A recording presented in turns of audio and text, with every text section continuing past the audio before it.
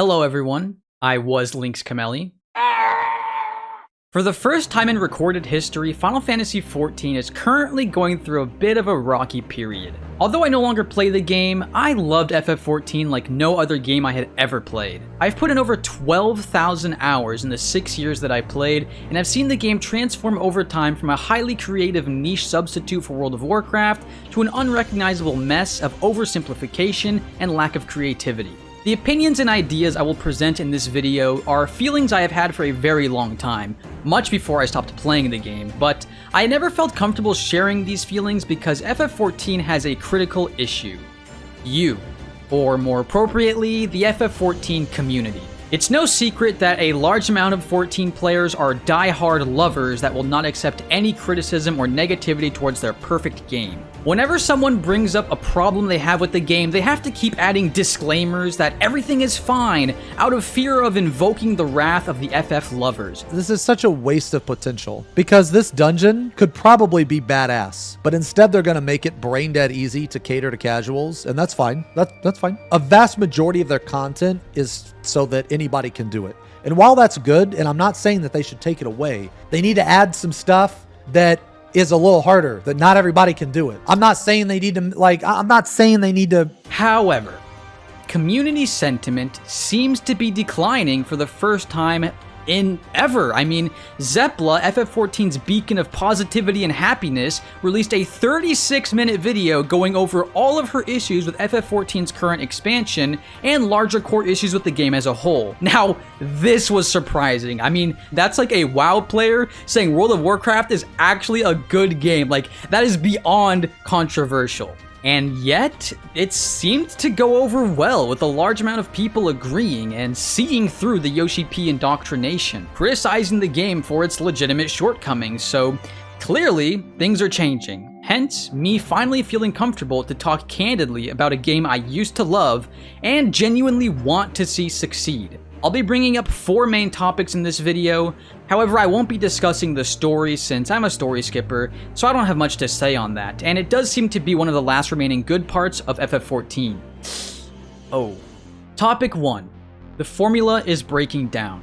For anyone that has played FF14 for longer than one expansion, we all know that this game operates on an extremely strict by-the-books formula with 0 surprises. Every expansion has 3 Savage Raid tiers, 3 Alliance raids, 2 trial bosses at launch, and a new one every major patch, accompanied with a new dungeon. I mean, there is 0 room for going above and beyond. Just stick to what has always been delivered. And people are just simply getting tired of it. There is definitely value in knowing what you'll be getting when you pay for an expansion. I mean, if any of you have been paying attention to Destiny 2, that game is a complete RNG loot box of what you'll get when you pay for an expansion. However, the downside to being extremely formulaic is you lose the ability to excite people. No longer am I sitting at the edge of my seat watching every live letter stream theorizing with my friends on what they'll announce next. I know what's coming. Another 24-man raid. 1 new dungeon, a new trial boss, another 4 bosses in the Savage tier. Except actually, the final boss of the Savage tier is 2 fights that are half finished to form a 5-boss raid tier. Pfft, whoa, dude! What if they just made 1 fight that was fully complete? Okay, sorry, that's besides the point. I got a little off my rocker there. The point is, veteran players that have been around for a few cycles of the 14 formula are just getting burnt out. And what's strange about this is Final Fantasy XIV has grown immensely. I mean, the popularity of this game has only gone up over time, which obviously means way more revenue, and yet, what's to show for it? In fact, some of you might not know this, but in Heavensward, we actually got 2 dungeons per patch. We've steadily been getting less dungeons with every expansion because you know what Square Enix does? Instead of investing the increased revenue to grow the game, they only ever move development to different pieces of content, never increasing the overall amount of content. The mystical question everybody's had this expansion is, where is Endwalker's Eureka and Bozja equivalent?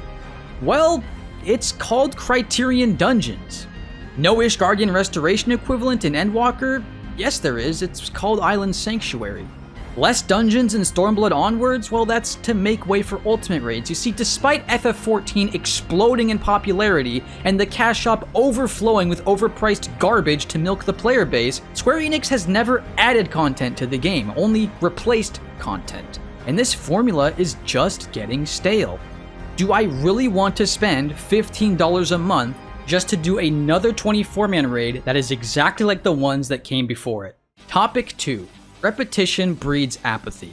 Beyond just sticking to the formula for content releases, FF14 has also lost all creativity when it comes to encounter design, which was arguably FF14's greatest strength outside of the story for years. In fact, one of my most popular videos on this channel is me selling the game to WoW players on how great the boss encounters are.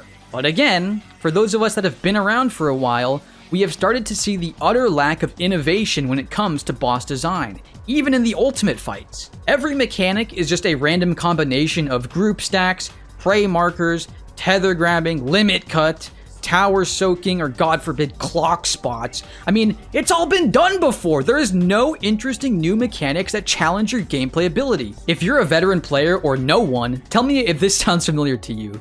Oh, this mechanic is like this other mechanic in that other boss. Every boss is just a reskin of mechanics used in previous fights over and over. All you have to do when learning a new Final Fantasy XIV boss is find the safe spot, because do you know what every FF14 mechanic in existence is? Stand and let thing resolve. Seriously, when I had this realization is when I lost all interest in FF14 encounter design. Stand and let thing resolve. That is every mechanic. There is no innovation to the gameplay, just simply a new twist on stand and let thing resolve. Where other MMOs have moving platforms that require careful jumping, boss attacks that can be countered which dynamically changes the fight every pull, or using height and gravity to create fun moments, all FF14 has is stand and let thing resolve. Grab the tether and let it resolve. Go to clock spots and let it resolve. Hide behind the rock and let it resolve. And this repetition of reusing old mechanics over and over on top of a non-changing gameplay formula leads to apathy. No longer are we challenged and asked to improve our gameplay ability. We are simply tasked with finding the safe spot and standing there until the thing resolves. And challenge in FF14 has actually been going backwards. The game is not even maintaining the difficulty it used to have, but actually making everything easier and easier. Topic 3. It wasn't always like this. I understand that I might be coming across as a bitter old man yelling at kids for having fun. I'm only 24, by the way. But trust me, I absolutely despise nostalgia lords who blindly think everything was better in the past. However, we can empirically say that Final Fantasy has only gotten easier with every expansion. Class design has completely stagnated and lacks any growth at all. I mean, it blew my mind that an actual popular opinion these days is to make combo skills just one button that you spam over and over. Yeah, great idea, geniuses. You know, what if we just made every class have one ability called the I win button? Maybe then you could convince yourself you're a good player. Preach Gaming used to have a philosophy on class design he called moments of glory, where classes were not meant to be jacks of all trades, but instead have moments in encounters where their specific class had an area to really shine and do something special. Where are modern day FF's moments of glory? Pressing Fellcleave 5 times in a row? Yeah, that's real interesting and unique. The only class that can even have a moment of glory is Black Mage, which is coincidentally the class that the game director Yoshi P plays, in which they can save up instant casts and procs to do an entire phase of an ultimate fight without ever needing to hardcast a single spell. Now that's really cool! Try and find any other moment of glory on any other class. They don't exist. Bosses that used to require planned movement, careful positioning, and a consideration for your melee DPS's positional skills have devolved into bosses with hitboxes as big as the arena, or the godforsaken wall boss, where boss movement is literally impossible. You know, I might as well just be punching the air with how little the actual enemy I'm fighting matters in an encounter. Raid buff abilities that used to have varying cooldown lengths requiring planned and coordinated burst timing to maximize damage on an encounter have devolved into every buff skill either having a 60-second or 120-second cooldown, completely removing the planning of burst windows. And there's still so much more! The complete irrelevance of enmity and removal of tank stances, healers being completely gutted into only having 2 damage skills, DPS classes having unique and interesting targeted utility skills like Mana Shift and Palisade deleted from the game, conal AoEs that used to require dynamic movement and aiming to hit the most amount of enemies homogenized into every AoE attack being a circle around your character so you can't possibly miss an attack. I mean, I could go on forever! Cross-class abilities that used to incentivize trying other jobs by leveling them up to borrow a skill for your main job are now just auto-unlock role abilities. Attribute points that added another layer of growth while leveling your character by giving you extra stats are gone. I mean, Jesus Christ, every expansion is just another round of wait and see what they delete this time. Ugh.